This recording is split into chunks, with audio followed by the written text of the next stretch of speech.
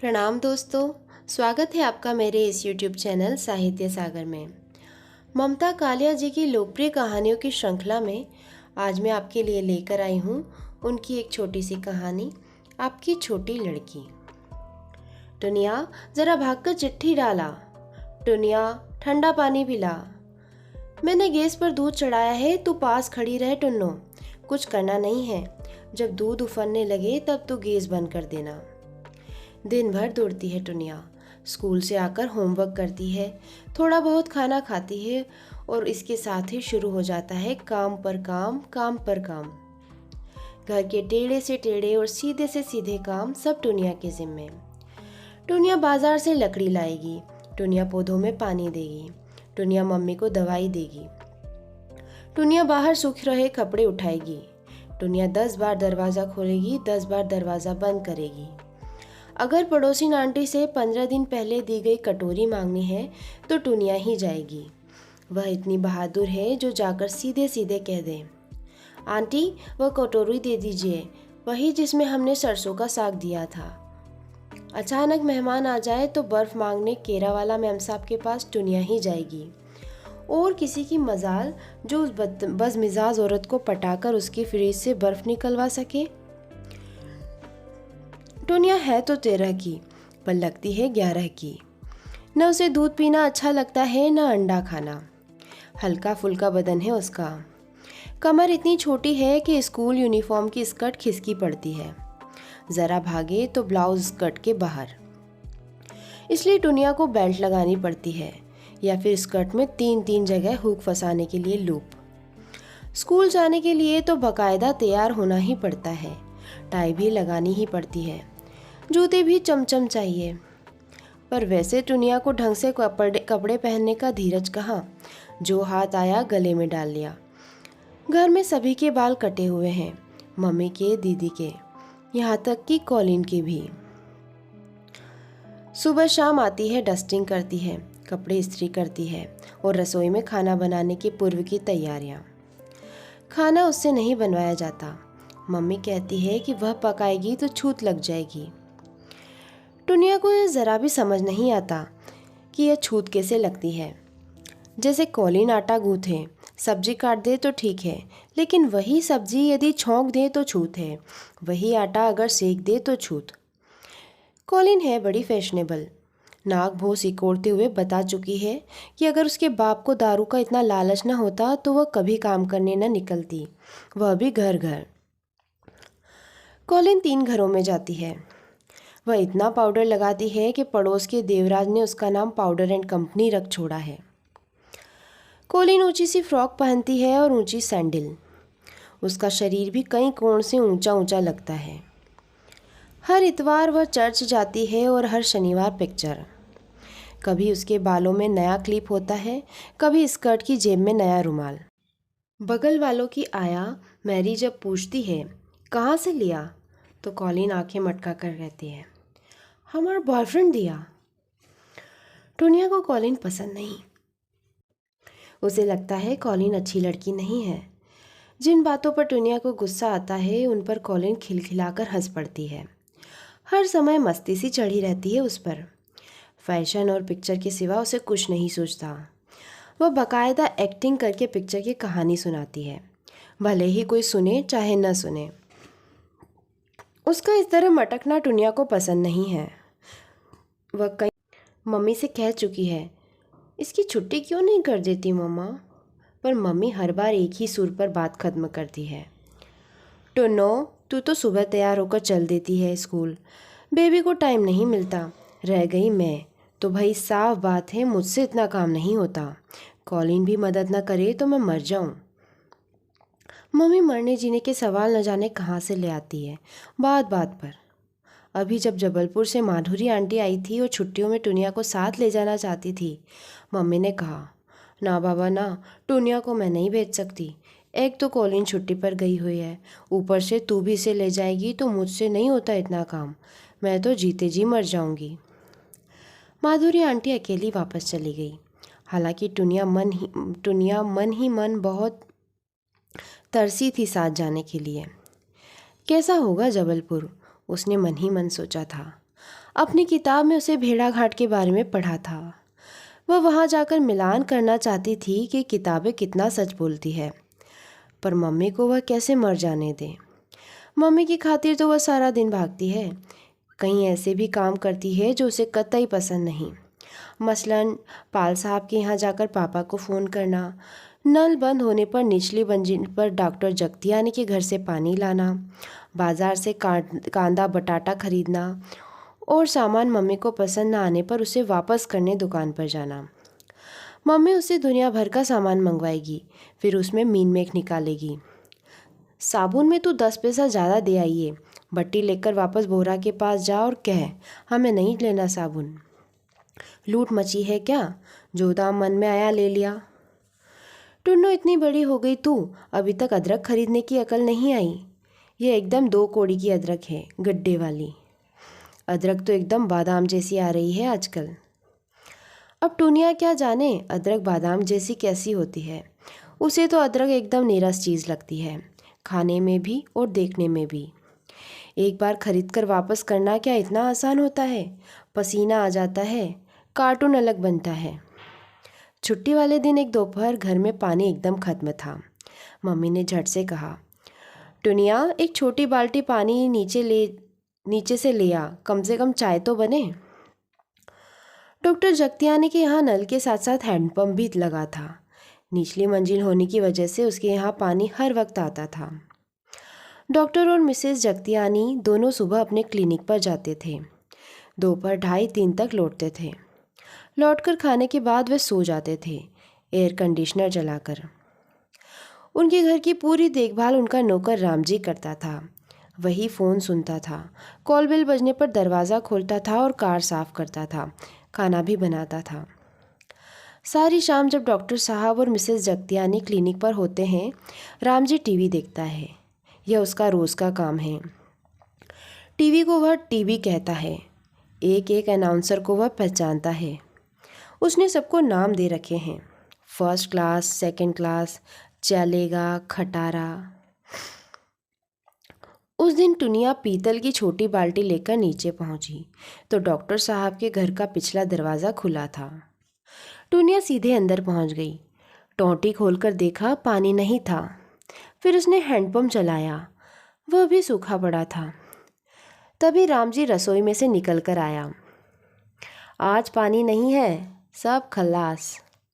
टुनिया ने एक बार और नल खोलने के लिए हाथ बढ़ाया ही था कि रामजी ने अपने पाजामे की ओर इशारा किया और अश्लील ढंग से मुस्कुराता हुआ बोला, लो, इससे भर लो। टुनिया कुछ समझ नहीं पाई, पर जो कुछ उसने देखा उससे घबराकर वह दहशत से चीखती भागती खड़ी हुई। बाल्टी वापस उठाने का किसे होश था। बेतहाशा भागती टुनिया तीसरी मंजिल पर घर में घुसी तो मम्मी की घुड़की पड़ी। पानी नहीं लाई ना? अब पीना शाम की चाय। काम तो कोई करना नहीं है। एक कोलिन है, उसे कुछ कहो तो वह मुंह बनाती है। एक तू है, तेरे अलग नखरे। जो करूं मैं करूं, जहां मरूं मैं मरूं। टुनिया का मन इस वक्त इतना घिना और घबरा रहा था कि वह क्या न कर दे, पर माँ की भुन-भुन सुनकर भन्ना गई। ये मम्मी है, इन्हें क्या फिक्र है टुनिया पानी क्यों नहीं लाई। इनका तो बस काम होना चाहिए, नहीं तो ये मरने को तैयार बैठी हैं। और बाल्टी कहाँ फेंक आई? बोल तो सही मुंह से। हद हो गई ढीठपने की, खाली बाल्टी उठाकर लाने में भी कलाई मुड़ती है। एक हम थे, हमारी माँ ज़रा इशारा कर दे, हम सिर के बल उल्टे खड़े रहते थे। बस शुरू हो गया इनका ज़माना। अब यह रिकॉर्ड जल्दी नहीं रुकने वाला। लकड़ी काटने से लेकर सिर काटने तक के तजुर्बे सुनाए जाएंगे। नानी के सिरहाने लहराता सांप मम्मी ने कुचला था। लोहे वाले की सोने की तगड़ी का पता मम्मी ने लगाया था। चोर को सेंध लगाते सबसे पहले मम्मी ने देखा था। नानी की बीमारी में उन्हें कैसे संभाला था, कैसे बताया टुनिया कि यह सब करना आसान है, बनिस्बत वापस नीचे जाने की, अपनी आँखों वह गंदी चीज़ देखने के महज एक बाल्टी की खातिर। दीदी के साथ तो ऐसा नहीं करती मम्मी। दीदी उनका एक काम भी नहीं करती, फिर भी उनके सामने मम्मी कभी शिकायत नहीं करती। वह तो कांदा बटाटा लेने बाज़ार नहीं जाती, उसे पानी लेने डॉक्टर जगतियानी के यहाँ नहीं भेजा जाता। बिजली का बिल जमा करने की कतार में दीदी तो कभी नहीं लगी। दीदी सुबह 8 बजे सोकर उठती है। उठते ही हुक्म चलाने लगती है। कॉलिन, मेरे नहाने का पानी गर्म करो। मम्मी, आलू का टोस्ट बना दो। टुनिया, इस कुर्ते के साथ थोड़ा दुपट्टा ढूंढ दो। दीदी नहाने चली जाती है और घर भर उसके कॉलेज जाने के काम में इस कदर व्यस्त हो जाता है जैसे दीदी लाम पर जा रही हो। मम्मी गेट पर उसे घड़ी और रुमाल पकड़ाने भागती है। दीदी थैंक यू भी नहीं कहती, बस एक महारानी नज़र सब पर डाल शान से चल देती है। अकेली कॉलेज जाती है, पर यूँ लगता है मानो 4 अर्दली आगे और 4 पीछे चल रहे हैं। किस शान से दीदी सड़क क्रॉस करती है। आती जाती टैक्सियों कारों को चुनौती देती है। किसी की मजाल जो दीदी से पूछे, क्यों जी, यह सड़क क्या आपके पापा ने बनवाई है? वह पैदल पार पथ क्यों बटेरों के लिए छोड़ रखा है? टुनिया को पता है, जब दीदी कॉलेज के लिए निकलती है, कॉलेज के आधा दर्जन लड़के तो तभी अपने अपने घर से निकलते हैं। वे इधर उधर छा जाते हैं, कोई पुलिया के पास, कोई चौराहे के पास, कोई बस स्टॉप पर। दीदी इन सबकी हीरोइन है। किसी ने दीदी को कॉलेज के स्टेज पर नृत्य करते देख लिया, बस गुडुप। किसी ने दीदी को डिबेट में बोलते सुना, धराशायी। कोई दीदी की चाल का दीवाना है, कोई दीदी के बाल का। बच्चों सीने पर हाथ रखकर गाता है, उड़ उड़ के कहेंगे खाक सनम। अब वो 2 साल से LLB में फेल हो रहा है। दीदी किसी की ओर नहीं देखती। गर्दन को एक गुमान भरे झटका दे वह बस स्टॉप पर ऐसे खड़ी हो जाती है जैसे बर्किंघम पैलेस की बग्घी उसके लिए आने वाली हो। एक दिन आ भी गई थी प्रिंस राजगढ़ की गाड़ी। दीदी बस स्टॉप पर खड़ी थी कि चॉकलेटी रंग की कार झटके से आकर सामने खड़ी हो गई। प्रिंस खुद ड्राइव कर रहे थे। निहायत शालीनता से बोले, मिस सहाय, मैं भी कॉलेज जा रहा हूँ। मैं I have the pleasure to drop you. दीदी ने एक नज़र उसे देखा और कहा, सॉरी, मैं नहीं जानती आप कौन हैं। प्रिंस सिर झुकाकर चला गया। वह कॉलेज नहीं गया। वह इतना तिलमिला गया कि उसने उसी दिन न सिर्फ कॉलेज वरन शहर छोड़ दिया। बहुत नाज है टुनिया को अपनी बहन पर। दीदी टुनिया से चाहे जो काम ले, टुनिया कर देगी। टुनिया दीदी के नाखून काटती है, रुमाल धोती है, बाल कंघी करती है और कमरा भी ठीक करती है। उस दिन टुनिया बहुत थकी हुई थी। बाजार के 5 चक्कर लगाने पड़े थे। दीदी को भी बाजार का एक काम था। उसे दर्जी से मैक्सी मंगवानी थी। दीदी ने अपने बालों से मोतियों के फूलों का छोटा सा गुच्छा निकालकर टुनिया को पकड़ा दिया। खुशी के मारे टुनिया सारी थकान भूल गई। फूलों को निहारते निहारते वह दर्जी की दुकान तक चली गई और मैक्सी ले आई। पैर बहुत दुखे, पर फूल कितने सुंदर थे। कई बार दीदी टुनिया के हाथ में अपनी फिलॉसफी की किताब थमाकर लेट जाती। पढ़ाई करने का दीदी का यह प्रिय तरीका था। टुनिया कांट, हीगल से लेकर अद्वैतवाद तक सब पढ़कर सुनाती है। बहुत कुशाग्र बुद्धि है दीदी। एक बार सुना ज्यों का त्यों याद हो जाता है उसे। इसी तरह दीदी ड्रामे का पार्ट भी याद करती है। दीदी के साथ साथ टुनिया को भी याद हो जाते हैं संवाद। माँ ने कहा, चले गए, सब के सब चले गए। 6 बेटे पैदा किए, चाहो चले गए। अब जाकर मैं सोऊंगी, चैन से सोऊंगी। जिस दिन से ब्याही आई, एक दिन भी नहीं सोई। कभी किसी के लिए, कभी किसी के लिए जीवन प्रार्थना में बीता। आज इसी की पूजा, कल उसका उपवास। अब सब चले गए। लाख तूफान आए, अब मेरा क्या बिगाड़ लेंगे। सागर से मुझे क्या लेना और क्या देना। भले ही घर में अब भोजन के नाम पर सिर्फ एक सूखी सड़ी मछली हो, मुझे क्या चिंता, किसकी फिक्र। मैं पैर फैलाकर सोऊंगी, भर नींद सोऊंगी। जेम्स इंच के इस नाटक में दीदी गजब का अभिनय करती है। हॉल में बैठे एक एक दर्शक की आंखें डबडबाई होती है। टुनिया ने खुद देखा है।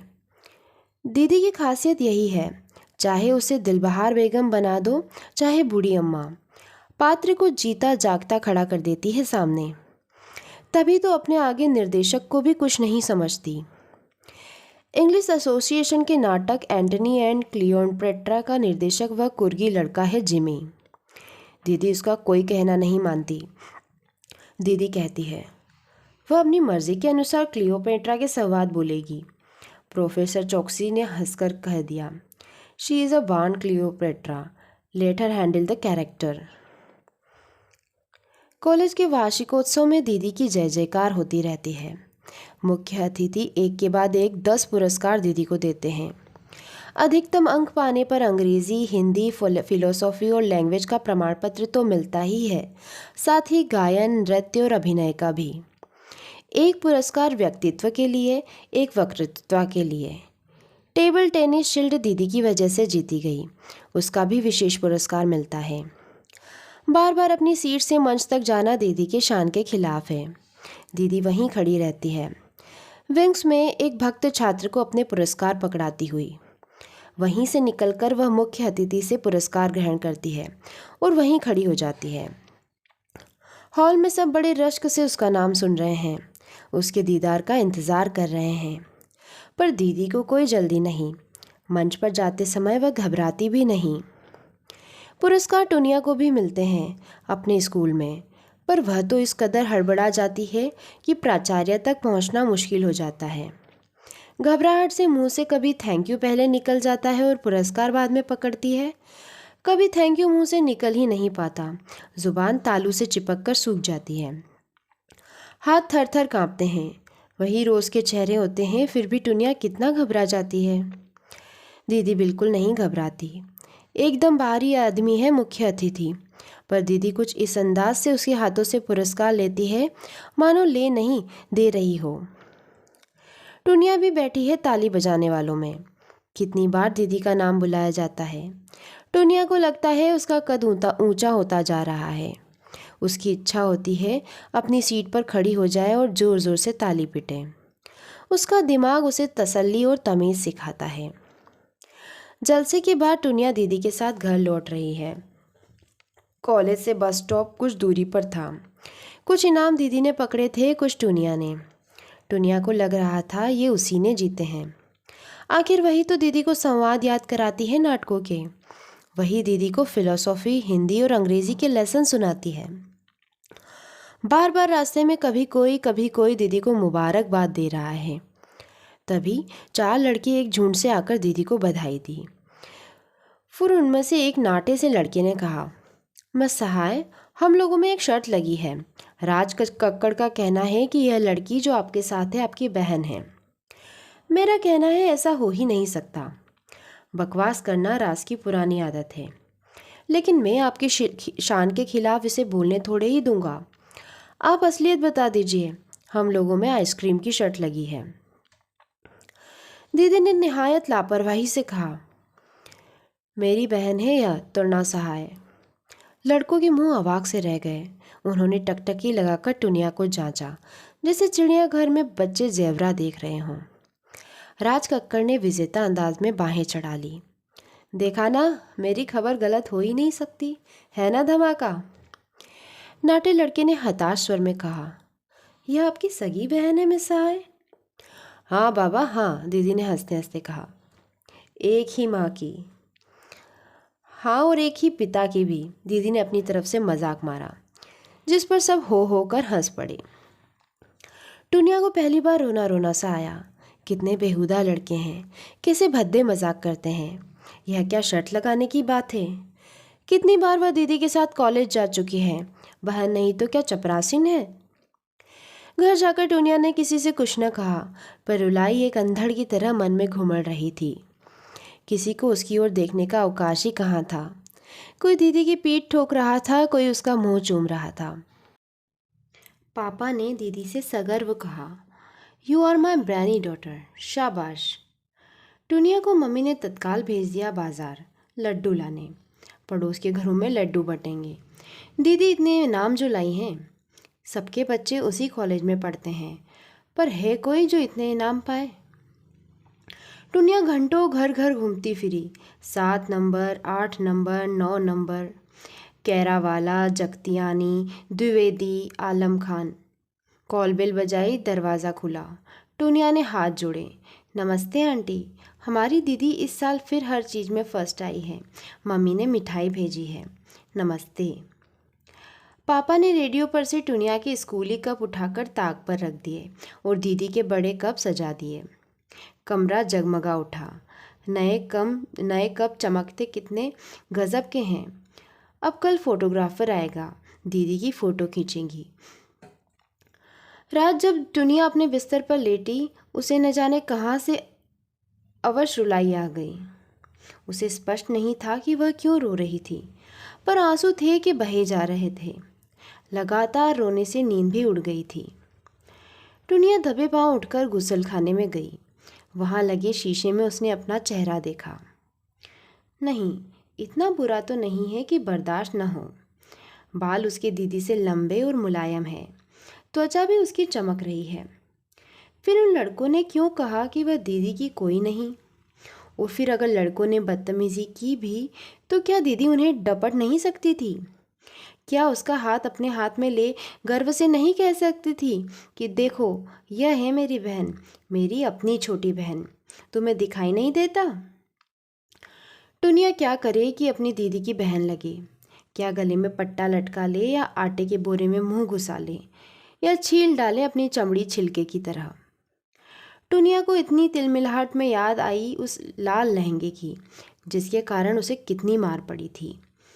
दीदी को टाउन हॉल में एकल नृत्य प्रतियोगिता में नाचना था।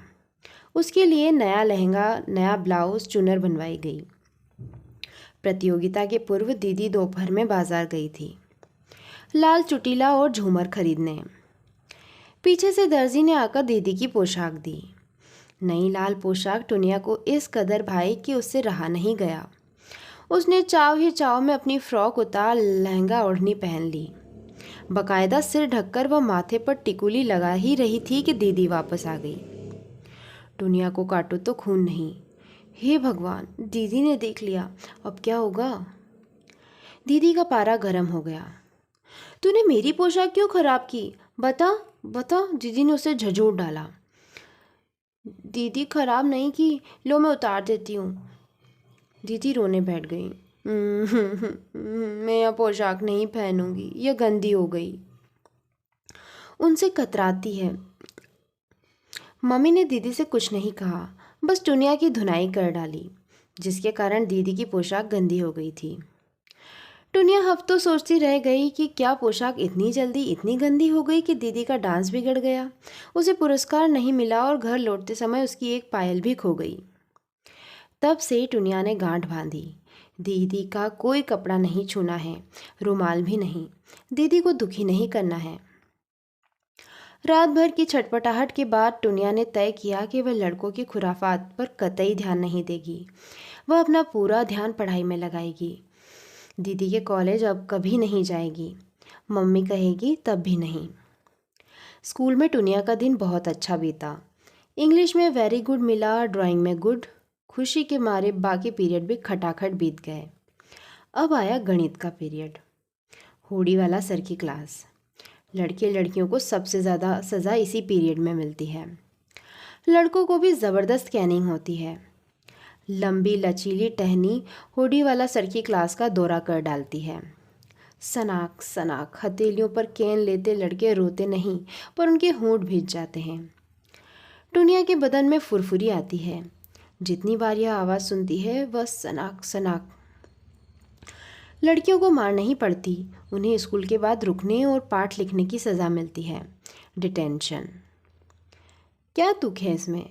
सवाल गलत हुआ गणित का और सज़ा में मिल गया आर ह्यूमन स्ट्रक्चर को 9 बार लिखना। टुनिया को कभी यह सज़ा नहीं मिली, लेकिन जिन्हें मिलती है वे भी तो उसकी सहेलियां ही हैं। उसे पता है लिखते लिखते उनकी बिचली उंगली नीली पड़ जाती है। टुनिया के सवाल कभी गलत नहीं होते, पर उसे सर का रवैया पसंद नहीं।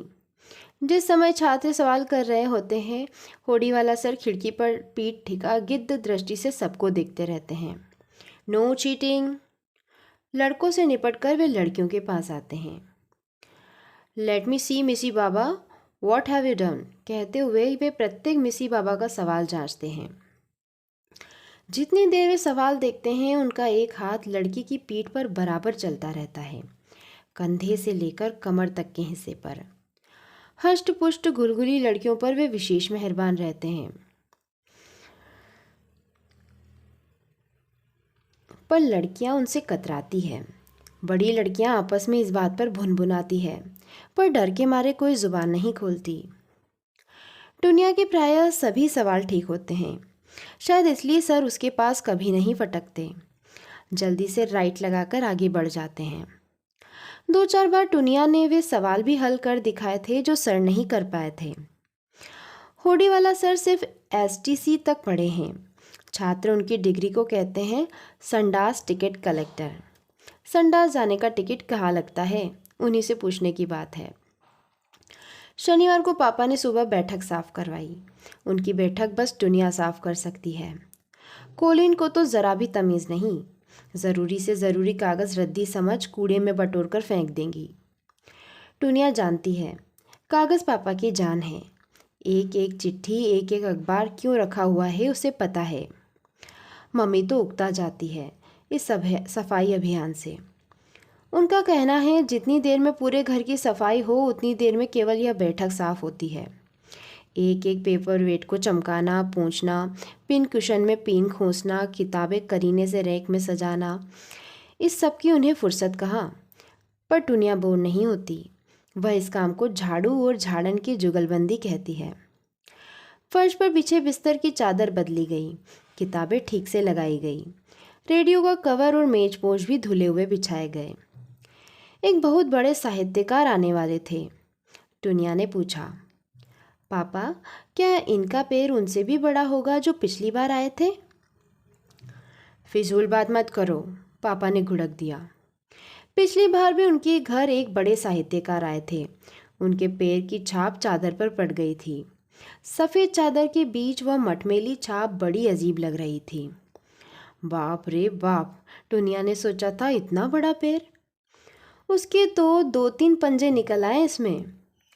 उसने तभी सोचा था कि बड़े साहित्यकार का न केवल दिमाग वरन पैर भी बड़ा होता है। पर पापा को कोई खुराफात बर्दाश्त नहीं है। घर में सब स्वच्छ होना चाहिए। कायदे से कमरे में आओ, नमस्ते करो, चाय रखो और चले जाओ। अगर कमरे में कविता पाठ चल रहा हो या गंभीर बातचीत, कभी टोको नहीं। सुनना चाहती हो तो चुपचाप बैठ जाओ। टुनिया किताबों की दुनिया से अनजान नहीं। किताबें उसे बेहद प्रिय है। वह कुछ भी और सब कुछ पढ़ सकती है जो सामने आ जाए। ये जो साहित्यकार आने वाले हैं ना, श्री मुक्तिदूत, इनका उपन्यास भी उसने पढ़ा है। उसके मन में उन्हें देखने की उत्कट अभिलाषा है। टुनिया जानना चाहती है वे दूसरों के मन की बात इतनी आसानी से और इतनी अच्छी तरह से कैसे समझ लेते हैं।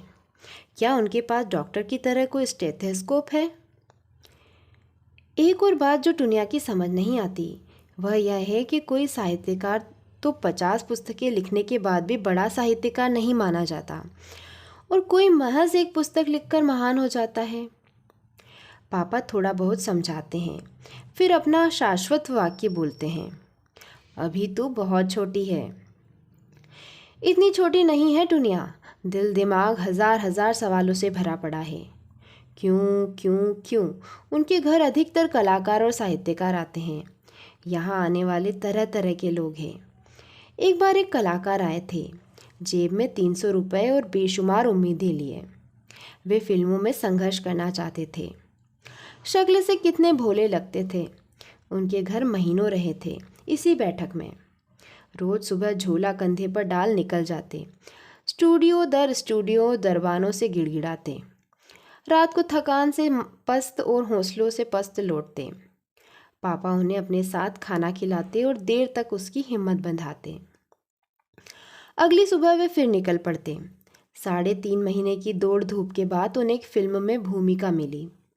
बस स्टॉप पर खड़े एक गुंडे की, जो चाकू दिखाकर लोगों की जेबें खाली कराता है और फिर चाकू चूमकर विचित्र अट्टहास करता है। हा हा हा हा हा हा हा हा। घर में चाकू चूमने और अट्टहास करने की रिहर्सल करते तो दुनिया कमरे से हट जाती। न जाने क्यों उसे लगता यह भूमिका उस कलाकार की तौहीन थी। उसके बाद सभी फिल्मों में वे गुंडे बने। 2 ही साल में वे फिल्म उद्योग के नामी विलेन हो गए। उन्होंने जूहू पर फ्लैट खरीद लिया, कार खरीद ली, शादी कर ली और पापा को पहचानने से इनकार कर दिया। पापा को कोई खास फर्क नहीं पड़ा, न वे आहत हुए न अपमानित। उन्होंने कुछ और साथी ढूंढ लिए, पर मम्मी किचकिचाती रही। जब तक 2 रोटी का ठिकाना नहीं था, फलाने जी गले में बंधे रहे। आज रोटी बोटी दोनों का इंतज़ाम हो गया है तो कैसे आंखें फेर ली। जाने इन्हें कब अक्ल आएगी। अरे अब तो यह सदावत बंद करो, आज की दुनिया में कोई किसी का नहीं। क्या मिला तुम्हें मर मर कर। पापा ने एक बार भी शिकायत नहीं की। न जाने कितने लोगों को 5 रुपए से लेकर 50 रुपए तक उधार दिए, जो डूब गए। वर्षों मम्मी ने घर खर्च के रजिस्टर में इसे उच्चंत खाते में डाले रखा, फिर हार कर लिखना छोड़ दिया। पापा ने कहा, इसमें क्या झीकना, सारा जीवन ही लेन देन है। मम्मी बोली, तुम्हारा तो सारा जीवन बस देन देन है। मम्मी को गुस्सा बहुत जल्दी आता है। अच्छी बातों में भी वे न जाने कहाँ से आपत्ति ढूंढ निकालती है। 21 नंबर में नए किराएदार आए हैं, मिस्टर पे। उस दिन उनकी लड़की विनया सामने के लॉन में 2-3 लड़कियों के साथ खेल रही थी। टुनिया भी पहुंच गई। सबने मिलकर रस्सी कूदी, आइस पाई खेला। वापस जैसे ही टुनिया घर आई, माँ ने जवाब तलब किया, किससे पूछकर गई थी? कपड़े क्यों नहीं बदले? बाकी लड़कियों के कपड़े देखे थे, एकदम परी जैसी लग रही थी। हमारी नाक कटाएगी। लो हो गई ना सारी शाम गुड़ गोबर। माँ की डांट बर्दाश्त नहीं होती और माँ ही सबसे ज़्यादा डांटती हैं। डांटने के बाद रोने या सुस्त पड़ने का अवकाश नहीं देती, खुद अपनी तबीयत खराब कर बैठ जाती है। फिर शुरू हो जाता है पापा की नसीहतों का सिलसिला। कितनी बार कहा है टुन्नो, मम्मी को गुस्सा न करने दिया करो, इनका ब्लड प्रेशर बढ़ जाता है। तुम्हें ज़रा ख्याल नहीं मम्मी का? चलो इन्हें पानी में ग्लूकोज पिलाओ। शाम को डॉक्टर गांगुली के पास ले जाना मम्मी को। डॉक्टर मम्मी का ब्लड प्रेशर देखता है। दुनिया ज़बरदस्त पश्चाताप से भर जाती है। डांट भी उसे ही पड़ती है, अफसोस भी उसे ही होता है। डॉक्टर के यहाँ भी वही जाती है, सॉरी भी वही बोलती है। किसी को कोई फ़र्क नहीं पड़ता। कोई दुनिया को इस सवाल का जवाब नहीं देता कि ब्लड प्रेशर किसका जांचा जाना चाहिए, जिसने डांटा उसका या जिसकी डांट पड़ी उसका। इन झमेलों से बिल्कुल अलग थलग दीदी एक अलग दिशा में दौड़ रही है। लगभग रोज़ शाम कोई न कोई शो चलता रहता है। शो के बाद दीदी घर आती है, मेकअप उतार, कपड़े बदल व आंख बंद कर लेट जाती है।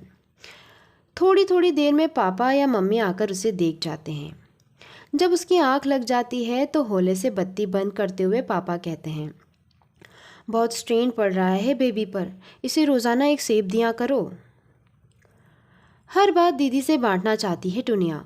कल टुनिया ने उसे बताया, कितने बड़े साहित्यकार आने वाले हैं आज। दीदी ने कहा था, हाय मैं भी सुनती उनकी बातें, पर क्या करूं, कल से तो नई रिहर्सल शुरू होनी है, मेन रोल है मेरा। पापा सुबह से बड़े जोश में हैं। मुक्ति दूत जी के उपन्यास और काव्य संग्रह का फिर से पारायण हो गया है। जगह जगह लाल पेंसिल से निशान लगाए जा रहे हैं। मुक्ति दूत जी ने जमकर बहस करनी है। टुनिया भी साथ साथ पढ़ रही है। इस कमरे का आलम अनोखा है। यहाँ बैठकर मन किताबों में रम जाता है। न समय का ध्यान रहता है न काम का। तभी मम्मी ने आकर कहा, टुनिया चलो सनीचर से सामान लाते हैं। टुनिया का जोश जाम हो गया। सनीचरी का मतलब है सूखी मछली के गंधाते ढेर। बाजार की कचर पचर, धूप, पसीना, धूल, बोड़म, झूले, कांदा बटाटा, गेहूं, चावल, मसाले, पातड़ भाजी, खट्टा चूका और खटारा रिक्शा। पूरी बम्बई में कहीं रिक्शा नहीं चलता सिवाय इस सनीचरी के। इस रिक्शे से रूह कांपती है टुनिया की। पहले तो बाजार की एक एक दुकान पर मम्मी को मोलभाव करते देखो, बोलो कुछ नहीं, बस झोले पकड़े खड़ी रहो। फिर जब मम्मी को तसल्ली हो जाए तो सौदा ले लो। बराबर टकटकी लगाकर तराजू देखती रहो, तरकारी वाली कहीं डंडी तो नहीं मार रही। इसी चतुराई से मम्मी महीने का पूरा सौदा सनीचरी से लेगी। फिर बड़े कौशल से वे सस्ता रिक्शा करेगी। रिक्शा करने में उनकी 2 शर्तें अनिवार्य है। रिक्शा सस्ता हो और रिक्शे वाला विनम्र। झिकझिक करने वालों से मम्मी को बहुत चिढ़ है। रिक्शे में चढ़ते ही मम्मी टमाटर का झोला या तेल की पीपी बगल की सीट पर रख लेगी और कहेगी, टुनिया तू यहाँ नीचे बैठ ले, टमाटर कहीं पिच न जाए, तेल कहीं बह न जाए, पीपी में झाल तो नहीं लगी है, थोड़ी ही दूर की बात है। अगर टमाटर या तेल कुछ न साथ हुआ तो कॉलोनी की ही कोई पड़ोसिन मम्मी को ज़रूर दिख पड़ेगी। मम्मी उसे भी रिक्शे में अपने साथ लाद लेगी और कहेगी, टुन्नो तो ज़रा किनारे पर टिक जा, यहाँ मेरे पैरों के पास। नहीं नहीं बहन जी, आप परेशान मत होइए, हमारी बेटी तो बड़ी सीधी है, जहाँ कहो बैठ जाए, जहाँ कहो खड़ी हो जाए। बच्चों का क्या है, जैसे रखो रह जाते हैं। नहीं बैठना चाहती टुनिया इस तरह, कितनी शर्म आती है उसे। स्कूल की कोई सहेली देख ले या टीचर तो कितनी खिल्ली उड़ेगी उसकी। 8वीं में पढ़ती है, कोई बच्ची तो नहीं। वह क्या घर की नौकरानी है जो पैरों के पास बैठे। इतना ही शौक है मम्मी को पड़ोसी ने ढोने का तो 2 रिक्शे क्यों नहीं कर लेती। टुनिया जब इस तरह बैठती है तो सामने से उसका कच्छा दिखने लगता है। कम से कम टुनिया को तो यही लगता है, उसका कच्छा दिख रहा है, बल्कि सारी दुनिया को खबर है कि दिख रहा है। शेम शेम, क्या करे टुनिया, फ्रॉक इतनी लंबी नहीं है कि आगे खींच ले, पीछे से मम्मी की चप्पल चुभ रही है, आगे से यह मुसीबत। बहुत बोर होती है टुनिया इस सनीचरी की कवायद से। ऊपर से गजब यह कि मम्मी इसे तफरीह का नाम देती है। अब अगर घर पहुंच झोले रख टुनिया यह कहे कि वह 17 नंबर वाली पिन्हास दाजी के यहाँ जा रही है तो मम्मी डपट कर कहेगी, बैठ चुपचाप, अभी घूमकर नहीं तो क्या पापड़ बेलकर आ रही है। घर में तो किसी टिकुआ लगता ही नहीं, जो करूं मैं करूं, जहाँ मरूं मैं मरूं। मम्मी एक बार बोलना शुरू कर दे तो देर तक चुप ही नहीं होती, रुक रुक कर उसी विषय पर बोलती है। लिफाफे खाली कर दाल डिब्बों में डाली जा रही है, भाषण चालू। गेहूं कनस्तन में पलटा जा रहा है, भाषण चालू। कांदा बटाटा अलग अलग टोकरियों में रखा जा रहा है, लेकिन भाषण चल ही रहा है। धीरे धीरे यह स्वगत कथन में बदल जाएगा। टुनिया मम्मी के पीछे पीछे कुछ इस तरह घूमेगी मानो दोनों के बीच कोई तार जुड़ा है। मम्मी मुड़ेगी तो वह भी मुड़ेगी, मम्मी झुकेगी तो वह भी झुकेगी। मम्मी ने चिड़चिड़ाकर एक बार फिर कहा, सुनती नहीं है, फिर और धूप चढ़ जाएगी, जल्दी उठ। पापा ने किताब पर से नज़र उठाई और बोल पड़े बमक कर, क्या तुम सुबह कुड़कुड़ शुरू कर देती हो, आटे दाल के सिवाय और कुछ पता भी है। नहीं जाएगी टुनिया, इतने बड़े साहित्यकार आ रहे हैं, किसी भी समय आ सकते हैं, यहाँ कौन बनाएगा चाय। जाना है तो कॉलिन को लेकर जाओ। एक कटखनी नज़र पापा और टुनिया पर डाल मम्मी चली गई। पापा द ग्रेट, टुनिया को मज़ा आ गया। कैसी बाल बाल बची वह सनीचरी से, और कॉलिन क्या खूब फंसी। अभी अभी काम निपटा कर जाने की तैयारी कर रही थी, तभी तो उसने सबकी नज़र बचाकर फूलदान से एक फूल चोरी किया था बालों में लगाने के लिए। टुनिया को सब पता है, रिक्शे में जब पटरे पर बैठना पड़ेगा सारी शान झड़ जाएगी आज। वह तो छोटी किसी तरह। अब जब पापा कहेंगे वह ऐसी फर्स्ट क्लास चाय बनाएगी कि मुक्ति दूध जी हैरान रह जाएंगे। दाल पहले से पीसी रखी है, पकोड़े तल देगी। नहीं, दीदी क्यों करेगी मदद, अभी तो वह सोकर ही उठी है। सोकर उठी ही नहीं, उठेगी फिर तैयार होगी और तत्थई में लग जाएगी। कल ही तो उसके ड्रामे का 25वां शो खत्म हुआ है, आज नई रिहर्सल शुरू है। वक्त से 1 घंटे बाद मुक्ति दूध जी आए, चमत्कार की तरह, एकदम झकाझक सफ़ेद खादी का कुर्ता पजामा पहने। आते ही हा हा हंसना शुरू किया। पापा बड़े प्रसन्न। मुक्ति दूध जी ने पहले उन्हें अफसरों की दृष्टिहीनता पर एक छोटा सा दिलचस्प भाषण दिया, फिर उदाहरण, एक से एक अजीबोगरीब। गनीमत है, पापा ने बिना बिद के सुन लिया, नहीं तो कोई भरोसा नहीं पापा कब सहसा अफसर बन जाए, कब साहित्य प्रेमी। एक बार ऐसे ही किसी के कवि के बेतकल्लुफी से बोलने पर पापा ऐंठ गए थे और उन्होंने त्योरियों से बोलना शुरू कर दिया। कवि महोदय पापा को एक असफल मनुष्य बताते रहे, जबकि पापा अपने को निहायत सफल मानते थे। पर मुक्ति दूध जी एक तो पापा के हम उम्र है, दूसरे बात करने का तरीका भी अलग है। चकित है टुनिया। पापा ने बताया था मुक्ति दूध जी न नौकरी करते हैं न व्यवसाय, पर कितने अलमस्त, किसी बात की फिक्र ही नहीं। शहंशाह सा अंदाज, गूंज भरी आवाज़, सिगरेट पीने का दिलकश अंदाज और किस कदर आत्मीय। खाया उन्होंने कुछ नहीं, लेकिन चाय की खूब तारीफ करी। पूछा, किसने बनाई है, आपकी पत्नी ने? नहीं, टुनिया ने। यह है मेरी छोटी लड़की तुर्ना। पढ़ने में बहुत तेज़ है और चाय बनाने में भी। हा हा हा। मुक्ति दूत जी हंस पड़े। यह लड़की बहुत तरक्की करेगी। मैं तो कहता हूँ जो अच्छी चाय बना सकता है वह दुनिया में मुश्किल से मुश्किल काम कर सकता है। तभी दीदी तैयार होकर कमरे में आई। सफ़ेद साड़ी ब्लाउज में कितनी ताज़ा लग रही थी, फूल की तरह। रोहिणी भाटे सभी छात्राओं को सफ़ेद वस्त्र में आने को कहती है। उनका कहना है कि नृत्य एक सात्विक क्रिया है।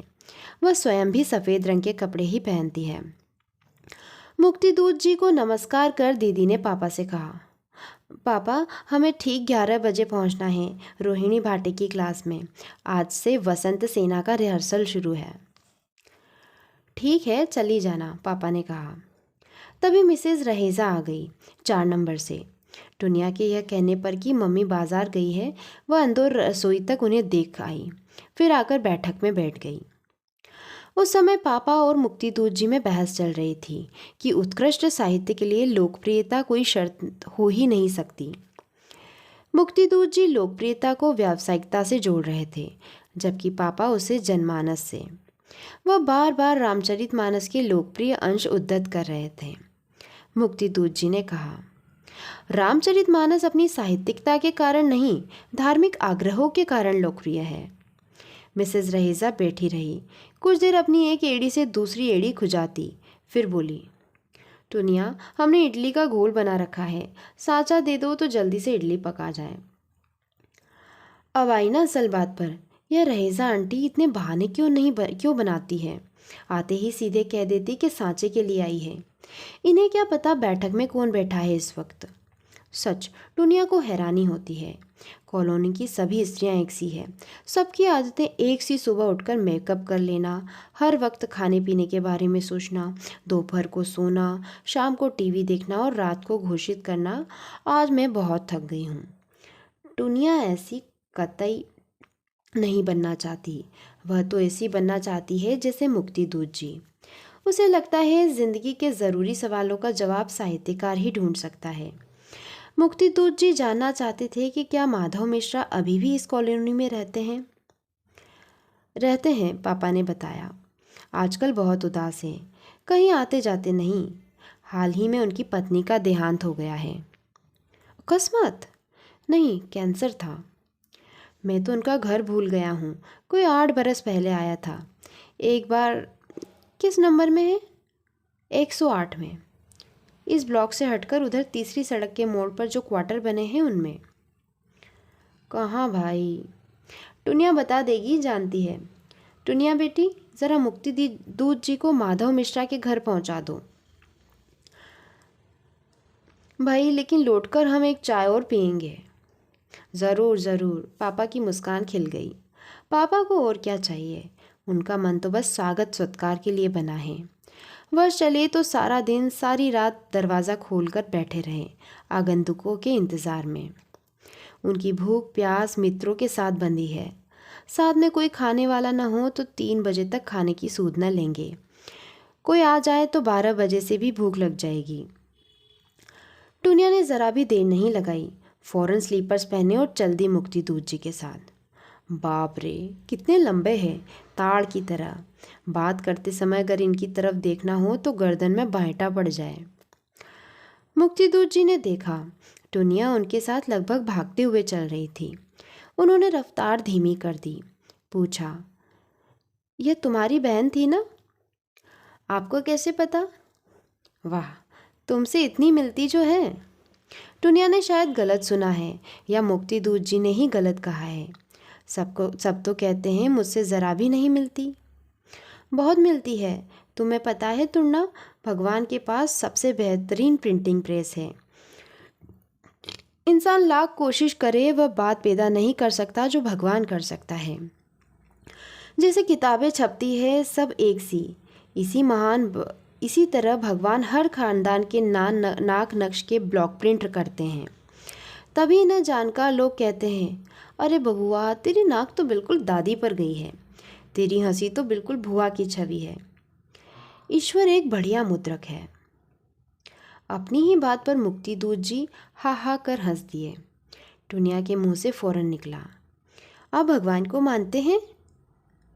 क्यों, ऐसा तुम्हें क्यों लगा कि भगवान को मानने वाले कम होते जा रहे हैं?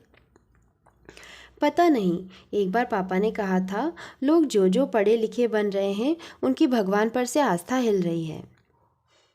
यह तो पापा ने कहा था, तुम क्या कहती हो? मुझे भी ऐसा ही लगता है। नहीं, पापा को ऐसा लगता है इसलिए तुम्हें ऐसा लगता है। टुनिया रानी, अलग से सोचो, क्या हमारे देश में कभी ईश्वर से विश्वास खत्म हो सकता है? अभी मैं चौराहे के बीचों बीच एक भोड़म सा पत्थर रख दूं, सिंदूर से रंगकर, और खुद उस पर जाकर 2 फूल चढ़ाऊं, फिर देखना तुम, अपने लोगों को कितनी आस्था है। 10 में से 9 आदमी यहाँ रुकेंगे, मत्था टेकेंगे, फूल फल चढ़ाएंगे। इसे कहते हैं आस्था या अंधविश्वास? नहीं, विश्वास।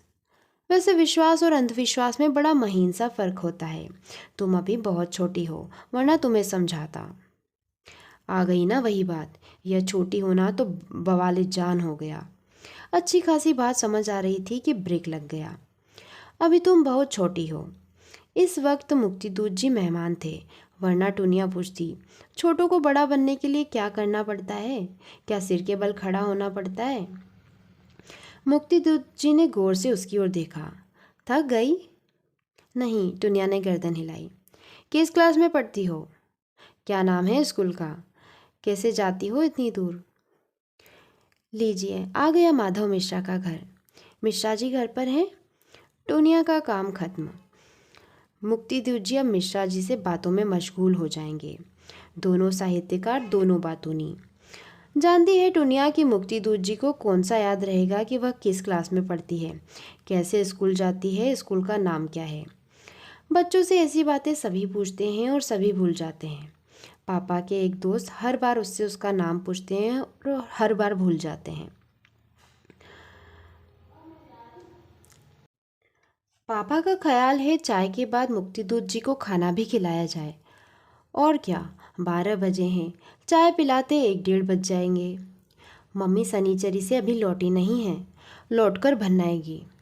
बस शुरू हो गई इनकी दावतें। इतना ही शौक था खिलाने का तो किसी हलवाइन से शादी कर लेते।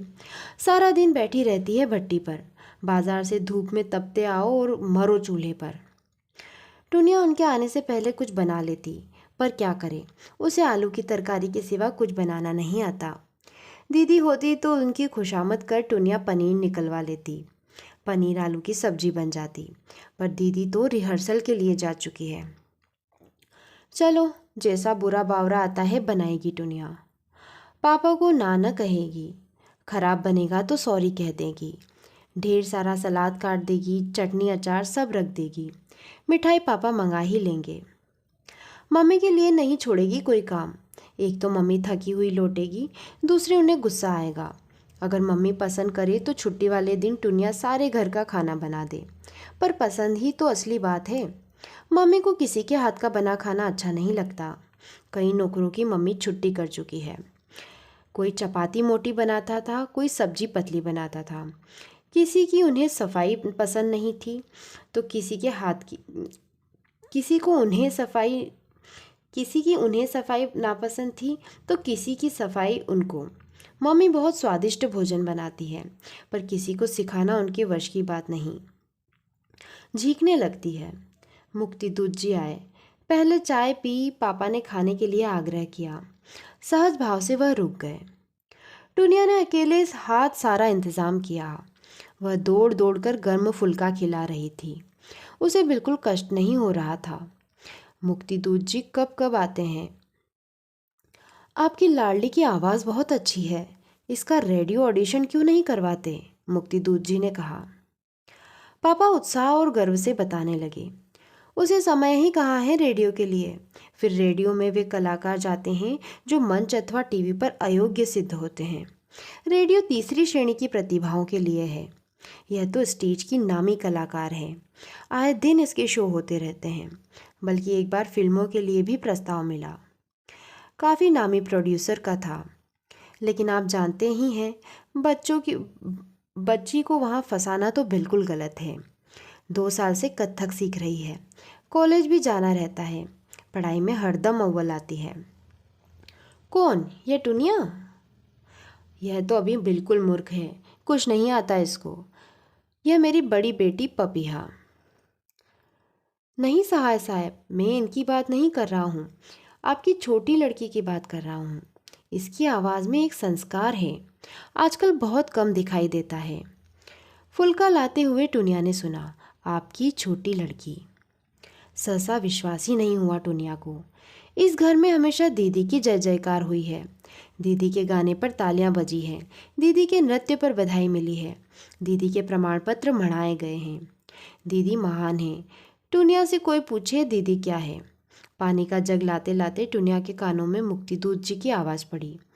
सहाय साहब, आवाज़ से आप किसी की पूरी शख्सियत जान सकते हैं। सच्चे खरे इंसान की आवाज़ नाभि से उत्पन्न होती है और उधर से टकराती हुई एक समूची संस्कृति का दस्तावेज बंद कंठ से निकलती है। आपकी छोटी लड़की की आवाज़ में यह सब है। उसकी आवाज़ एक समूची संभावना है। टुनिया का अंग अंग सितार सा झंझना उठा। क्या यह सच है? क्या यह सब उसी के लिए कह रहे हैं? बहुत मजाक करते हैं ना, लेकिन हंस तो नहीं रहे, मजाक के मूड में तो नहीं दिखते, गंभीर होकर बोल रहे हैं। इतने बड़े साहित्यकार झूठ क्यों बोलेंगे? शायद झूठ ही होगा, यूं ही उसे खुश कर रहे होंगे, पापा की खुशामद कर रहे होंगे, लेकिन खुशामदी तो नहीं लगते। वो उनके सामने बोली ही कहाँ, वे ही बोलते रहे। क्या उन छोटे छोटे अस्फुट जवाबों में से ही उन्होंने यह मणि ढूंढ निकाली? टुनिया ने सोचा था उन्होंने उसे मूर्ख मानकर ही ज़्यादा बात नहीं की। पापा गर्दन हिलाते हुए उसके आगे मिठाई की प्लेट बढ़ाने लगे। पापा ने अपनी परिवार प्रशस्ति शुरू कर दी। हमारे घर में सभी की आवाज़ बहुत अच्छी है। मेरे पिताजी की आवाज़ भी बहुत अच्छी थी। जब वे ससुर रामायण पाठ करते थे तो सारा मोहल्ला आ जाता था सुनने। भीड़ संभालना मुश्किल हो जाता था। पपीहा की आवाज़ तो सबसे अच्छी है। क्या बताएं, आज होती तो आपको उसका गाना सुनवाते। कुछ नहीं लेना देना टुनिया को इस परिवार पुराण से। अब लाख बार घर वाले उससे चाय बनवाएंगे, पानी मंगवाएंगे, सब्जी कटवाएंगे, कुछ नहीं व्यापेगा उसे। उसे आज यह कैसी संपदा मिल गई है। उसके कानों में ठुमरी सी छोटी यह बात किस कदर ठुमक रही है, आपकी छोटी लड़की, आपकी छोटी लड़की। तो दोस्तों, कहानी यहीं समाप्त होती है। कहानी आपको कैसी लगी मुझे कमेंट बॉक्स में लिखकर ज़रूर बताना। अगर आपको मेरे द्वारा सुनाई गई कहानियाँ पसंद आ रही है तो प्लीज़ अपने दोस्तों तथा परिचितों में से शेयर कीजिए और मेरे चैनल को सब्सक्राइब ज़रूर कीजिए। आपके प्यार के लिए बहुत बहुत धन्यवाद।